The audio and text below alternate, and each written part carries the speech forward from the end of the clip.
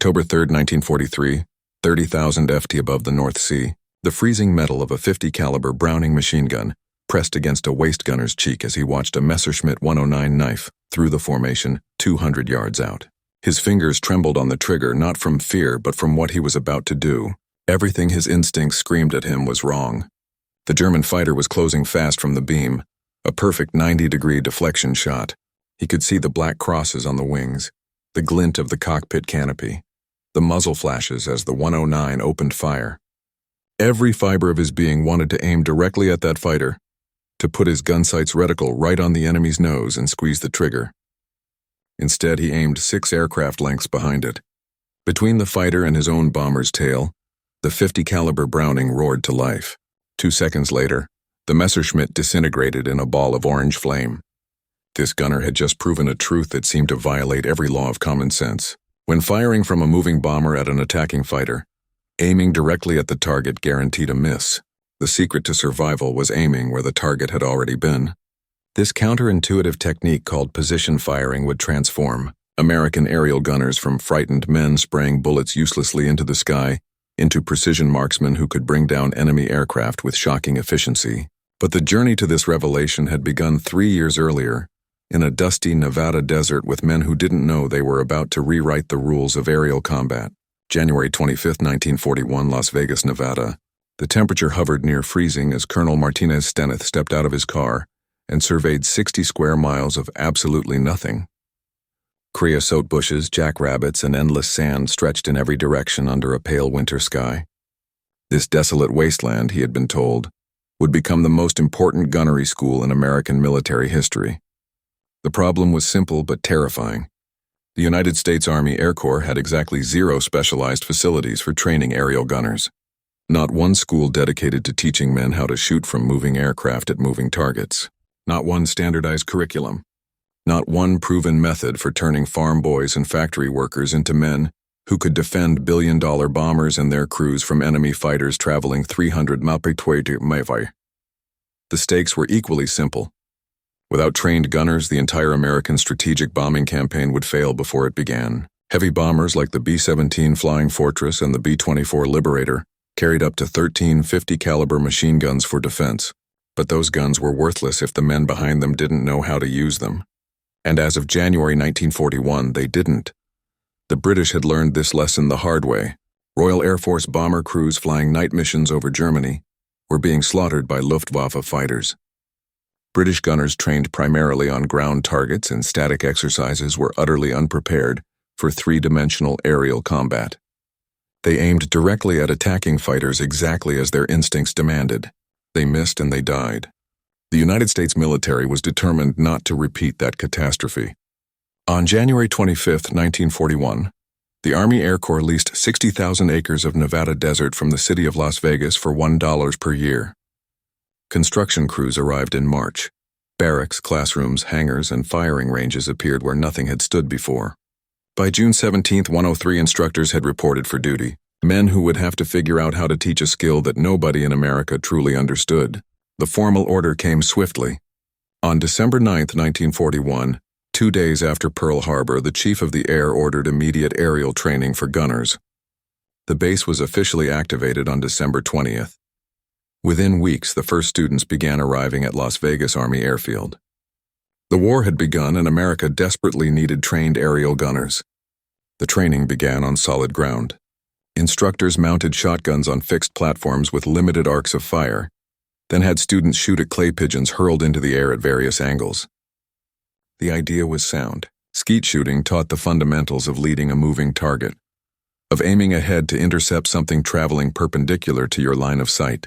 Most students hit their targets. They were learning deflection shooting, the age-old technique hunters had used for centuries. If a duck is flying left to right, you aim ahead of it. Your pellets and the duck arrive at the same point simultaneously.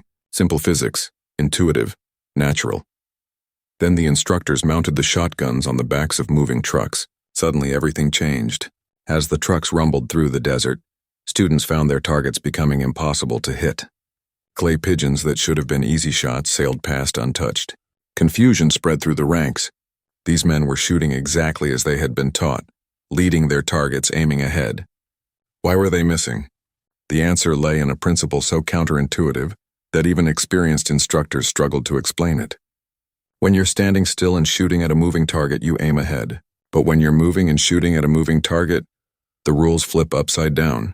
Sergeant Robert Hayes, an instructor from Texas with a background in physics, stood before his first class of bewildered trainees and drew a simple diagram on a blackboard.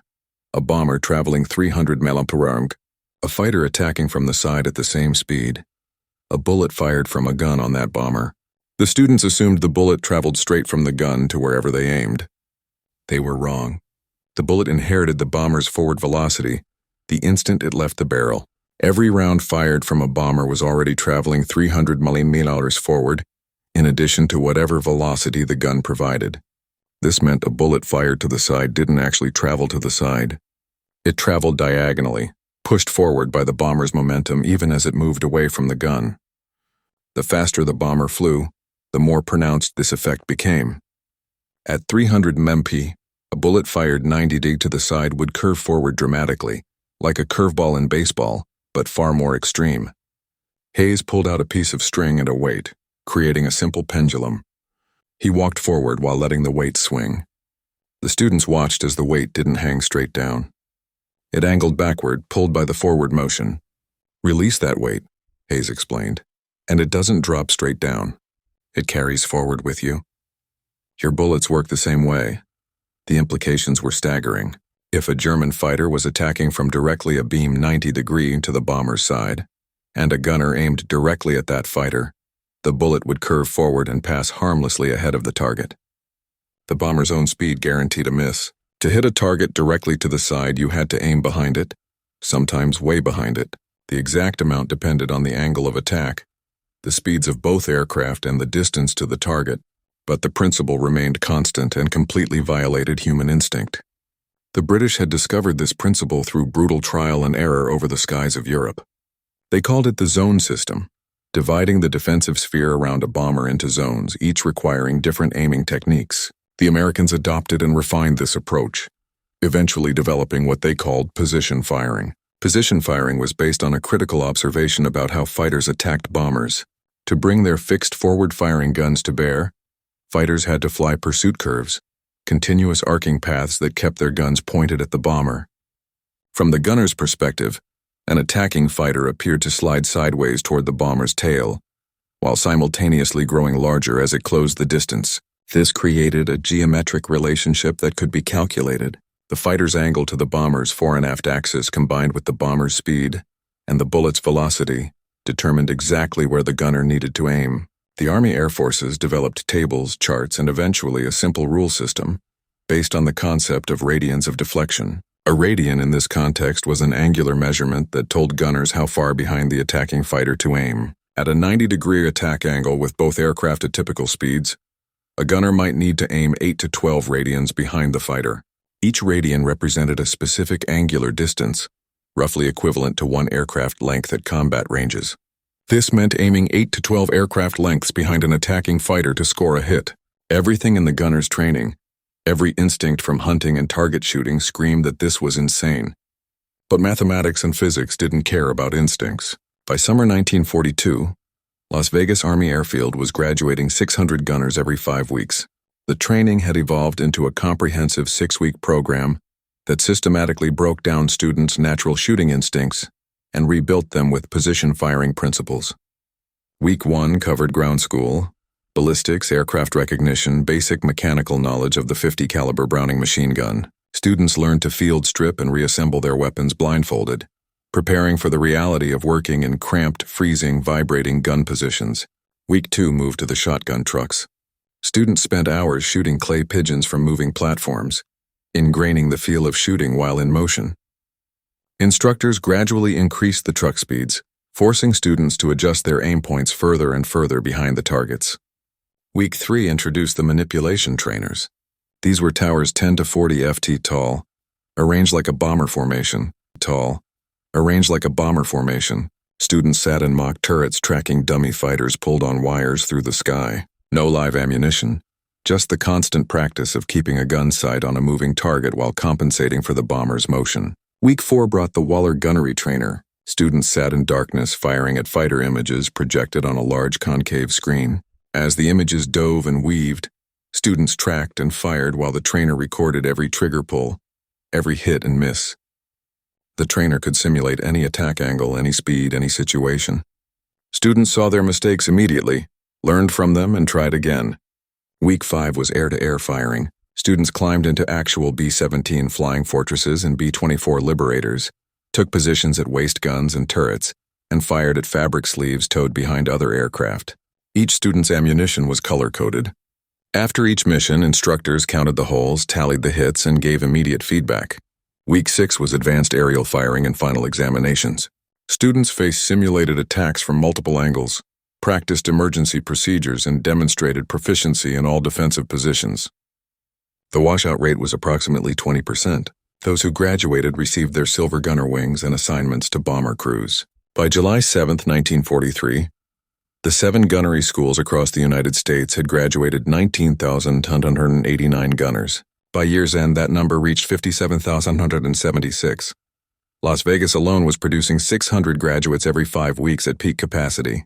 The production machine was running at full capacity, but production wasn't the same as effectiveness. The real test came over Europe. August 17, 1943, 27,000 FT above Germany. 76 B-17 bombers of the United States 8th Air Force droned toward Schweinfurt and Regensburg, deep inside the Third Reich. The mission was ambitious. Destroy the ball-bearing factories at Schweinfurt and the Messerschmitt assembly plants at Regensburg. Germany's ability to build fighters and keep existing ones flying. The Luftwaffe had other plans. Over 400 German fighters rose to meet the American formation. Messerschmitt 109s, Focke-Wulf 190s, Messerschmitt 110 twin-engine fighters equipped with rockets. The air war was about to become a slaughter. The German fighters employed new tactics specifically designed to overwhelm bomber defensive fire. Head-on attacks from 12 o'clock high, where the B-17 had minimal defensive armament. Attacks from 6 o'clock low, exploiting the ball turret's limited firing angles, and devastating rocket attacks from beyond effective machine gun range. What happened next shocked both sides. The American bombers lost 60 aircraft, 20% of the attacking force. Catastrophic losses that convinced many that daylight strategic bombing without fighter escort was impossible. But the Germans also lost aircraft. Not the handful they expected, not 10 or 20. The American gunners, using position firing techniques learned at Las Vegas and the other gunnery schools, shot down approximately 27 German fighters. This number was far lower than the initial claims of over 200 kills, claims made in the fog and chaos of combat, where multiple gunners often fired at the same target. But even the verified kills represented something new. American bomber gunners, if properly trained, could hit and destroy attacking fighters. Waist gunners across the formation applied the techniques they'd learned in Nevada. Fighter attacking from 3 o'clock level, range approximately 300 watt. Apply 12 radians deflection. Aim between the fighter and the bomber's tail. Open fire in 3-round bursts. Observe strikes on the fighter's wing root and engine. Fighter breaks off smoking, disappears in vertical dive. The technique worked precisely as the mathematics predicted. But the gunners also noted something critical. Initial instinct was always to aim directly at the target. They had to consciously force themselves to apply proper deflection. Training overcame instinct. Without the systematic instruction at gunnery schools, they would have missed. This was the key insight. Position firing wasn't natural. It violated every hunting instinct, every basic shooting principle that students brought with them. Only intensive, repetitive training could override those instincts in the stress of combat. Men who had spent 6 weeks shooting from moving platforms, tracking fighters on simulators, and firing at towed targets could force themselves to aim behind when every nerve in their bodies screamed to aim ahead. The Schweinfurt raid taught both sides valuable lessons. The Germans learned that massed bomber formations with properly trained gunners were far more dangerous than expected. Individual fighter attacks, even from advantageous angles, carried significant risk. The Americans learned that daylight bombing without fighter escort was unsustainable despite good gunnery training. But the raid also validated the training program. Position firing worked. Gunners who applied proper deflection could hit fast-moving fighters in 3-dimensional combat. The question now was how to make them even more effective. The answer came from an unexpected source. Britain. In late 1943, Royal Air Force night fighters began equipping with a revolutionary new device called the Mk2 gyro gun sight.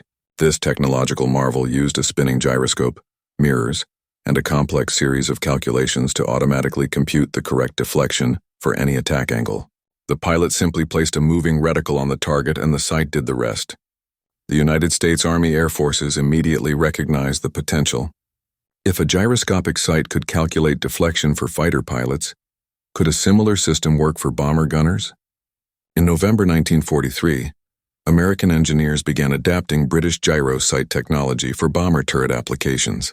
The result was the K-14 gun sight for fighters and adapted versions for bomber turrets. These sights featured a revolutionary dual reticle system. One reticle, fixed, showed where the guns actually pointed.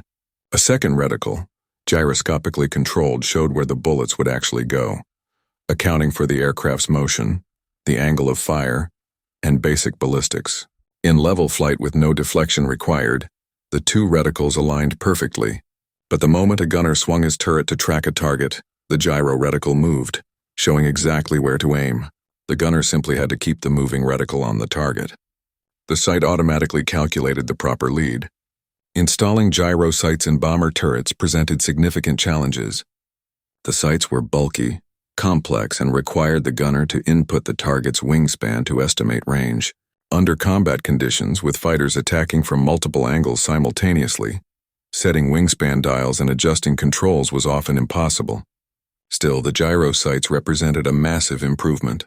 Tests conducted in early 1944 showed that gunners using gyro sights achieved approximately double the hit rate compared to standard ring and bead sights, even when both groups understood position firing principles. The automated deflection calculation removed the mental burden of remembering radian charts and angular measurements. By summer 1944, significant numbers of American bombers carried compensating sights, automated systems that calculated deflection based on the turret's position and the bomber's airspeed and altitude. These weren't as sophisticated as full gyro sights, but they were simpler to operate under combat stress. Gunners set their airspeed and altitude once, then simply tracked the target. The sight adjusted the aiming point automatically. The effectiveness difference was dramatic. Bombers equipped with advanced sighting systems and gunners trained in position firing could bring down attacking fighters at ranges and angles previously considered impossible. Combat reports documented significant improvements. Gunners who had struggled to score hits with standard sights found themselves downing enemy aircraft within weeks of receiving compensating sights. By late 1944, the Army Air Forces had refined the gunnery training program based on 2 years of combat experience. The 6-week course expanded to include more advanced topics: gunnery control and discipline, ensuring gunners didn't fire at friendly fighters, combat tactics, understanding German fighter attack patterns, emergency procedures for jammed guns, damaged turrets, and wounded crew members. One innovation particularly captured the imagination of both instructors and students: Operation Pinball. Las Vegas Army Airfield received 7 specially modified Bell RP-63 King Cobra fighters. These aircraft, called pinballs, wore thick duraluminum armor plating over their entire exterior. Students fired special frangible bullets, ammunition made from compressed powdered lead and plastic that shattered into dust on impact with any hard surface. The pinball aircraft carried electronic sensors and a large red light in the propeller spinner. When a frangible bullet struck the aircraft, the pinball light flashed. Students could immediately see their hits. More importantly, the pinball pilots flew realistic attack patterns, diving and weaving exactly as German and Japanese fighters did. Students learned to track real aircraft pulling real maneuvers, not fabric sleeves on predictable tow courses. The pinball program produced dramatic improvements in gunnery scores. Students who trained against pinballs showed 30 to 40% better hit rates in subsequent combat, compared to students trained only on towed targets. The program expanded to all 7 Army Air Forces gunnery schools by early 1945. But the most revealing data came from analyzing combat results. As more bombers received advanced sights and more gunners completed improved training, the effectiveness of defensive fire increased measurably. Intelligence officers tracking German fighter losses attributed to bomber gunners documented a clear upward trend from mid-1943 through war's end. The statistics were complicated by the introduction of long-range fighter escorts, which dramatically reduced bomber losses and changed the nature of aerial combat over Europe. By early 1944, American P-51 Mustangs could escort bombers all the way to Berlin and back. German fighters that had previously attacked bomber formations at will now faced aggressive American and British fighters, hunting them throughout their own territory. Still, the data was clear. Bombers with trained gunners and proper sighting equipment shot down approximately twice as many attacking fighters as bombers with untrained crews and basic sights. This 2x improvement came from a combination of factors: better training in position firing principles, more sophisticated sighting equipment, improved tactics, and fire discipline. But at the core was the counterintuitive truth learned in the Nevada desert. The Pacific Theater provided another testing ground for American gunnery techniques. Japanese fighter tactics differed significantly from German approaches. Zero fighters and Oscars relied on superior maneuverability rather than armor and firepower. They attacked from steeper angles, executed tighter turns, and often pressed attacks to point-blank range, relying on their agility to avoid defensive fire. American gunners adapted position firing principles to these new challenges. The B-29 Superfortress, deployed in the Pacific from late 1944 onward, featured a revolutionary remote control gun system. Gunners sat in pressurized compartments, controlling turrets via periscope sights and electronic fire control systems. The system automatically calculated deflection based on target range, angle, and aircraft speeds. Central fire control gunners on B-29s described the system's effectiveness in post-war interviews. Japanese fighters would come in fast, usually from below, trying to get under the formation. Gunners would acquire the target in their sights. The computer would calculate range and deflection, and they would fire. The turrets would swing automatically. Barrels would elevate or depress. All the gunner had to do was keep the sight on target and squeeze. The speeds were too high, the angles too difficult for manual calculation. The automated system made defensive gunnery possible against Japan's fastest fighters. The B-29 Central Fire Control System represented the ultimate evolution of position firing technology. Human gunners provided target acquisition and tracking. Computers handled all ballistics calculations, including deflection, bullet drop, and even wind drift. The combination proved devastatingly effective. When the war ended in August 1945, the Army Air Forces had graduated over 14,000 aerial gunners from 7 specialized gunnery schools. Las Vegas alone had trained over 44,000 gunners through August 1944. These men had learned to override their instincts, to trust mathematics and physics over common sense, to let their bombers speed carry bullets into enemy aircraft. The statistical impact was difficult to quantify precisely. Combat claims were notoriously inflated. Multiple gunners often fired at the same fighter, each claiming the kill. Gun camera footage was limited, especially in bombers where cameras couldn't cover all defensive positions. German and Japanese loss records were incomplete, destroyed in bombing raids or lost in the chaos of surrender. But analysis of available data suggested that properly trained American bomber gunners achieved legitimate kill rates approximately double those of untrained gunners using the same equipment. This improvement came almost entirely from understanding and applying position firing principles. The technique didn't make gunners superhuman, but it made them competent. And in aerial combat, competence meant survival. The lessons learned in World War II. Gunnery schools influenced military aviation for decades afterward. Korean War B-29 gunners used refined versions of the same position, firing techniques in aerial combat against advanced Soviet MiG-15 fighters.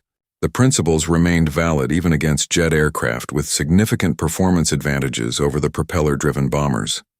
Modern fighter aircraft still employ the same basic principle. Advanced computing gun sights calculate deflection automatically, but the underlying physics remains identical. A projectile fired from a moving aircraft inherits that aircraft's velocity. To hit a target, you must account for your own motion, not just the target's motion. The Nevada desert that once hosted the Las Vegas Army Airfield is now Nellis Air Force Base, home of the Air Force Fighter Weapons School and the Thunderbirds demonstration team.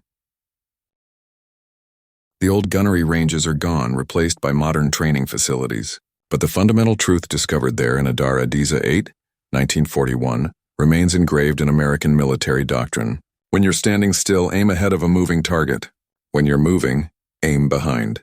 Physics doesn't care what feels natural. It only cares what works. The German Luftwaffe never fully adopted position firing principles for their bomber gunners. German training emphasized individual marksmanship and relied heavily on experience. New gunners learned from veterans, absorbing techniques through informal mentorship rather than systematic instruction. This approach worked well enough when the Luftwaffe operated primarily over friendly territory with experienced crews. But as losses mounted and veteran gunners died, German bomber defensive effectiveness declined sharply. The Japanese military faced similar challenges.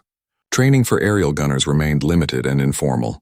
Position firing concepts were understood by some individuals, but never systematized into doctrine. Japanese bombers suffered accordingly with defensive gunnery effectiveness far below American standards.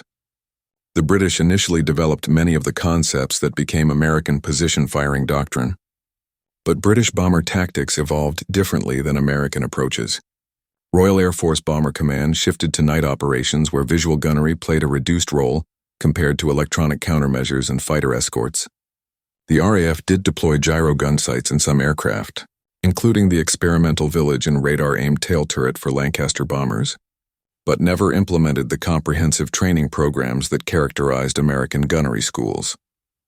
Only the United States combined systematic position firing training with advanced sighting technology and industrial-scale production of trained personnel.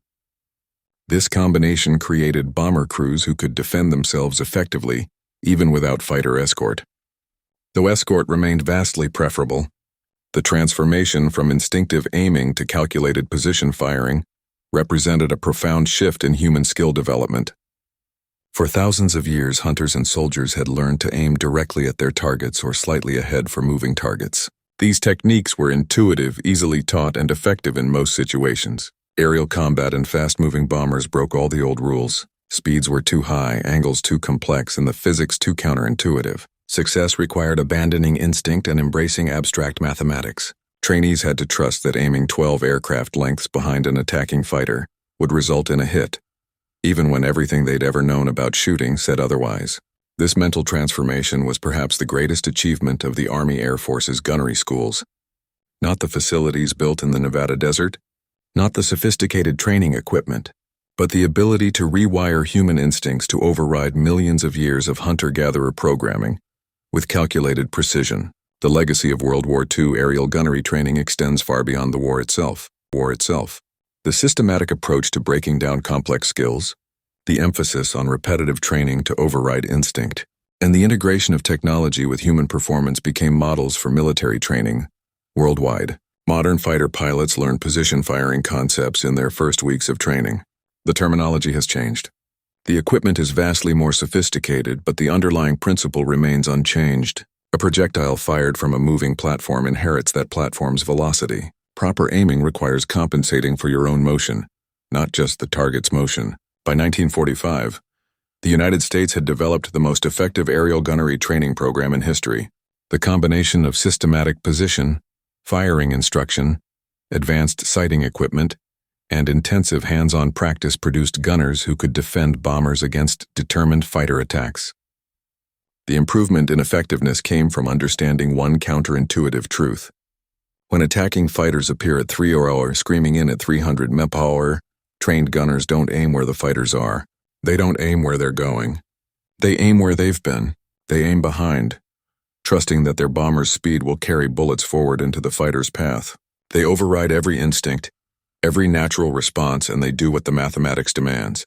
The gunnery schools closed in September 1945. As the war ended and demobilization began, the facilities at Las Vegas transitioned to other uses, eventually becoming Nellis Air Force Base. The instructors returned to civilian life, carrying with them the knowledge of how to teach an impossible skill. The students dispersed across America, forever changed by their experience. But the lesson remained, carved into military doctrine and preserved in training manuals that would influence aerial combat for generations. The lesson that sometimes survival demands doing what feels completely wrong. That mathematical precision can overcome natural instinct. That proper training can rewire the human brain to perform calculations faster than conscious thought. American bomber gunners learned to account for their motion. They learned to aim behind. And in learning that one counterintuitive principle, they helped win the most destructive war in human history. The story of position firing is ultimately a story about human adaptability, about the capacity to learn skills that violate instinct, about the power of systematic training to transform ordinary people into specialists capable of extraordinary performance under impossible conditions. It's a story about physics and mathematics, but it's also a story about trust. Trust in instructors who taught techniques that felt wrong. Trust in equipment that calculated what human brains struggled to compute. Trust in training that overrode millions of years of evolution. That trust was earned in the skies over Europe and the Pacific, where properly trained gunners brought down enemy fighters that would have otherwise killed their crews. Where understanding deflection meant survival. The Nevada desert that birthed this transformation is now home to the most advanced combat aviation training in the world. The Thunderbirds perform aerial demonstrations that would have seemed impossible to the men who trained there in 1942. The Fighter Weapons School teaches tactics and techniques that would have been science fiction during World War II. But the fundamental principle remains: motion affects trajectory. Speed changes everything. And sometimes hitting your target requires aiming at where it isn't. Trusting mathematics to bring bullet and target together in the future. American aerial gunners learned that lesson the hard way through intensive training in the Nevada desert and brutal validation over the skies of Europe and the Pacific. They learned to override their instincts to trust the training. And in learning that one counterintuitive truth, they became the most effective bomber defensive gunners of World War II. Not through superior weapons, not through better aircraft, but through understanding physics and having the discipline to apply that understanding, even when instinct screamed otherwise. Physics doesn't care what feels natural. It only cares what works. And in the skies above World War II battlefields, what worked was position firing, a counterintuitive truth that saved thousands of lives and helped win a war.